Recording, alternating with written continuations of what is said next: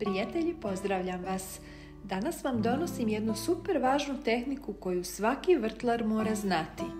Da li ste znali da se riba u prošlosti koristila kao đubrivo jer sadrži fosfor i razgradnjom ribe dobija se jaka organska supstanca koja ubrzava klijanje i štiti krompir od truljenja što dovodi do povećanja produktivnosti. Ova metoda se smatra skupom u zemljama koje nemaju bogatstvo ribom, ali je vrlo jeftina za zemlje koje imaju veliko riblje bogatstvo. Još uvijek se koristi u nekim europskim zemljama poput Norveške, a ova metoda je u prošlosti bila široko rasprostranjena zbog nedostatka gnojiva. Trenutno oni koji koriste metodu uzgoja krompira sa sardinama imaju kvalitetan i skup krompir, ali riba se ne zakopava u zemlju samo prije sadnje krompira. Kada ove godine krenete u baštu da stavite paradajz u zemlju, ne zaboravite ribu. Vjerovali ili ne, riba i paradajz se odlično slažu. Riblja glava koja se dodaje u rupu prije nego što posadite paradajz može vašoj biljci obezbijediti sve hranjive tvari koje su joj potrebne za cijelu sezonu, ostavljajući vam odličan rod paradajza. Mnogi od vas su možda upoznati s načinom uzgoja kukuruza, pasulja i tikvica koji se zove metoda 3 sestre.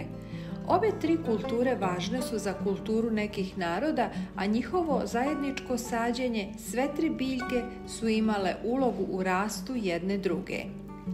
Autohtoni narodi i danas koriste ovu metodu. Prvo sade kukuruz, a zatim tikve i pasulj u osnovi kukuruza. Kukuruz podržava pasulj penjač, dok veliki listovi tikve pružaju živi malč za potiskivanje korova i zadržavanje vlage, dok pasulj vraća dušik u tlo. Čini se da svi zaboravljaju ribu s metodom sadnje 3 sestre. Tradicionalno, mala ribica se zakopavala ispod zemlje sa malo više zemlje na vrhu, a zatim i zrno kukuruza. Riba se polako raspada tokom vegetacije, hraneći sve 3 biljke. To je sastavni korak u ovoj metodi koji gnoji tlo gdje je posađena svaka grupa 3 sestre. Negdje usput greškom smo uklonili ovaj važan korak. Iako su mnogi vrtlari romantični u vezi sa metodom uzgoja 3 sestre, oni očigledno ne smatraju da pokvarena riba odgovara današnjem vrtlarskom narativu. Ovo važi i za paradajz. Ako tražite jednostavan način za gnojidbu paradajza koji će vam dati odličan urod ukusnog crvenog voća, onda je vrijeme da vratite ribu u vrt. Gnojivo od ribe obezbjeđuje sva 3 neophodna hranljiva sastojka za rast biljaka: azot, fosfor i kalijum. Budući da koristite cijelu ribu, polako dodajete i druge važne minerale u tragovima, važne za zdravlje biljaka kao što su kalcij i magnezij. Najbolje od svega, azot dostupan u đubrivu za ribe ne sagorijeva. Dakle, ne morate da brinete o upotrebi na nježnim sadnicama, golom korijenu ili tokom suše. U suštini, dodavanjem ribe u tlo pomažete čitavom mikrobiomu ispod vaših nogu, a ne samo jednoj biljci paradajza. Za uzvrat poboljšavate svoju baštu u cjelini.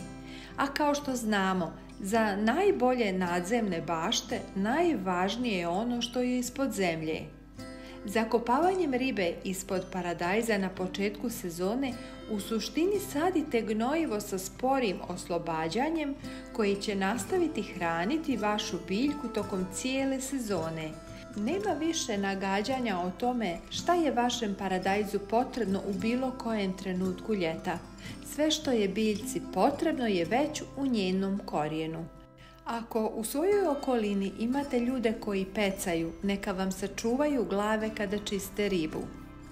Jeftine ribe za dodavanje ribe u vašu rupu za sadnju su sardine u konzervi. Koristite jednu konzervu po biljci i odlučite se za sardine pakirane u vodi. Sardine je lako pronaći u supermarketima i po razumnoj cijeni što ih čini odličnom opcijom za sadnju ribe uz paradajz. S obzirom da zakopavate ukusan zalogaj u svojoj bašti, trebalo bi da preduzmete mjere predostrožnosti.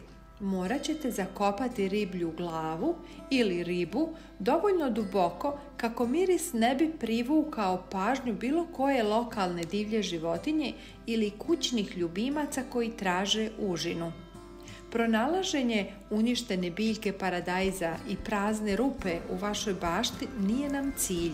Prijatelji, podijelite ovaj sadržaj i sa vašim prijateljima na društvenim mrežama. Voljela bih da nam ostavite komentar vezano za ovu temu. Zanima nas vaše mišljenje. Hvala vam na gledanju.